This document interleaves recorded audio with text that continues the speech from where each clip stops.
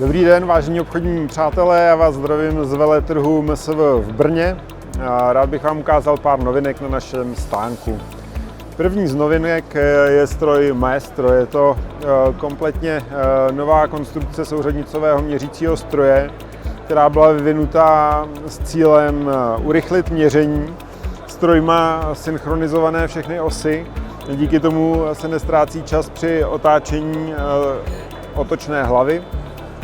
Dále otočnou hlavu není potřeba kalibrovat ve všech polohách, skalibrují se hlavní polohy a zbytek se dopočítá. Druhá věc je uživatelská přívětivost. Stroj je navržen a ten ovládací software k němu tak, aby ty běžné rutinní úkoly, jako je právě kalibrace dotyků, probíhala snáze.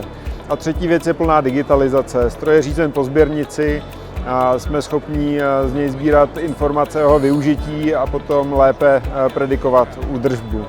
Pojďme se kouknout na další zařízení. Další novinkou, kterou tu máme, je tady nahoře Laser Tracker ATS 800. Je to laser tracker, který umožňuje přímé skenování.